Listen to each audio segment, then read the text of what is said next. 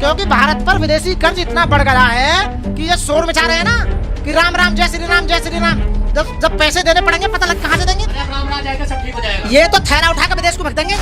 1,09,000 तुम सबके हिस्से में आ रहा, मेरे हिस्से पे मोपा भी कर्ज है 1,09,000, तुम्हारे ऊपर भी कर्ज है। और इस समय देश में 205 लाख करोड़ विदेशी कर्ज है।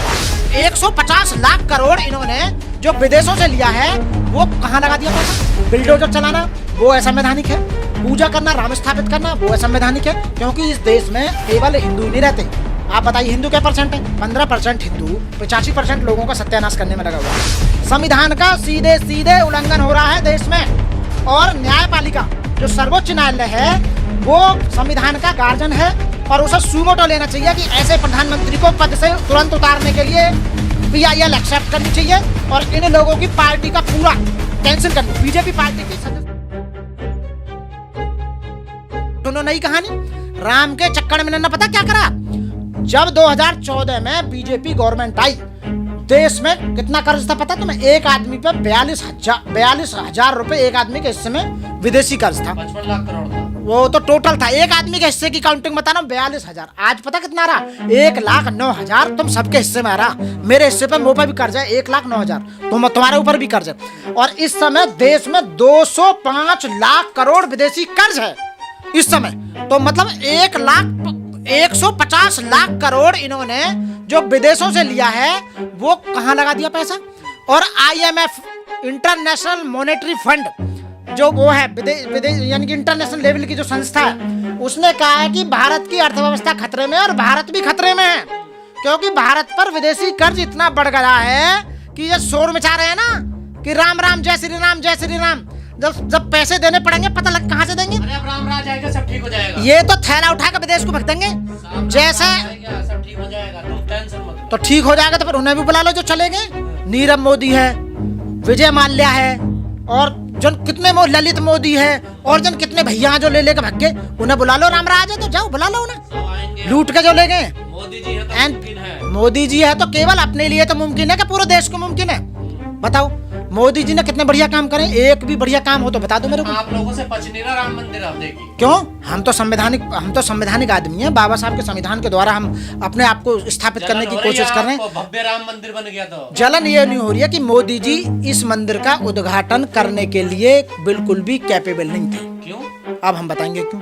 क्योंकि संविधान क्लियर कट कहता है कि देश का प्रधानमंत्री किसी भी मंदिर किसी भी धार्मिक इसमें पार्ट प्ले नहीं करेगा। इंडिविजुअल तो जा सकता है। ये तो इंडिविजुअल, हाँ तो बिल्कुल आस्था है। और इंडिविजुअल जाना चाहते हो तो प्रधानमंत्री पद पहले खुंटी पर टांगो। मतलब मेरा कहने का मतलब उस पर पहले जो है इस्तीफा दो, उस पद से इस्तीफा दो प्रधानमंत्री पद से। छुट्टी पर चल रहे मोदी जी, छुट्टी पर नहीं, वो पद पर तो है फिर भी देश के प्रधानमंत्री तो हैं, तो छुट्टी नहीं ले तो सकते। देश के प्रधानमंत्री ये किसी और को बनाते पहले, फिर उसके बाद में खूब पूरी जिंदगी वही करते, खूब गुफाओं में करते, कुछ भी करते, कुछ कोई करते। संविधान का सीधे सीधे उल्लंघन हो रहा है देश में। और न्यायपालिका जो सर्वोच्च न्यायालय है वो संविधान का गार्जियन है और उसे सुमोटो लेना चाहिए कि ऐसे प्रधानमंत्री को पद से तुरंत उतारने के लिए PIL एक्सेप्ट करनी चाहिए और इन लोगों की पार्टी का पूरा कैंसिल करनी। बीजेपी पार्टी की सदस्यता ही कैंसिल कर दो।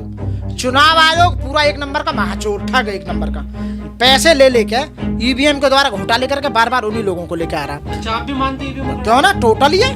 बताओ यार, हमारी वोट भी बीजेपी को जा रही है और इनकी वोट भी बीजेपी को जा रही है, जब तो बन रहे हैं। इसका मतलब हम तो बहन जी को वोट देते हैं, बहुजन समाज पार्टी को, इनको कैसे चलेगी हमारी वोट? तो मेरा कहने का मतलब है कि जो भी देश में हो रहा है इस समय बढ़िया नहीं हो रहा। बिल्कुल बिल्डोजर चलाना वो असंवैधानिक है, पूजा करना राम स्थापित करना वो असंवैधानिक है, क्योंकि इस देश में केवल हिंदू नहीं रहते।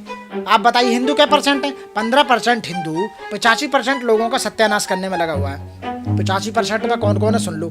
ST, SC, OBC, मोमडन, माइनॉरिटीज, ये सुन लेना अच्छी तरह। तो हिंदू ही हैं। अरे हम हिंदू क्यों होते हैं? हम बौद्धिस्ट हैं। किसने कहा बौद्धिस्ट है? हम बौद्धिस्ट हैं। यहाँ कोई बौद्धिस्ट नहीं है। क्यों? हिंदू नहीं है। अच्छा। हिंदू कोई वर्ड ही नहीं है कहीं भी डिक्शनरी में। संविधान सुप्रीम कोर्ट ने भी कितनी बार कहते हैं हिंदू हिंदू वर्ड, हिंदू नाम की कोई वर्ड नहीं, हिंदू नाम का कोई धर्म नहीं। सनातन धर्म केवल जो सनातनी प्रथा है इनकी पूजा पाठ करने की। तो हो आप? हम काय को सुनाते हैं? हम किसी देवता को पूजते ही ना। बताओ किसको पूजते हैं हम? किसी को ना, तो भगवान बुद्ध को मानते हैं। बौद्ध जो तथागत बुद्ध है उन्हें मानते हैं बस केवल।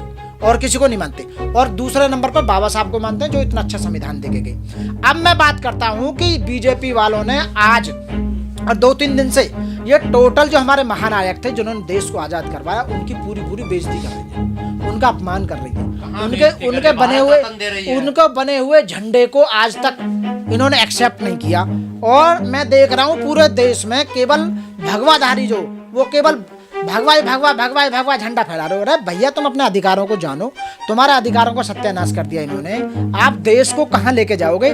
तुम्हारे हिस्से में जितने भी झंडा उठाने वाला आदमी है वो बता रहा हूँ, जो राम मंदिर में जाने वाला वो आदमी बता रहा हूँ, जो हिंदू देवी देवता ने पूजने वाला उन्हें बता रहा हूँ, जो सनातन धर्म को पूजने वाला उनको बता रहा हूँ। सब पे 1,09,000 करोड़ मतलब 1,09,000 रुपए सबके खाते हिस्से में आ रहे हैं। इतना बीजेपी ने कर्ज ले लिया है विदेश से, और ये विदेश भागने वाले हैं। सरकार बदलने के बाद ही, तुरंत जैसे ही सरकार बदलेगी आपको सब कुछ पता लग जाएगा किस किसने घोटाले करे थे और स्विस बैंक में किसने पैसे जमा कराए थे, और ये जेल जाएंगे डेफिनेटली नंबर।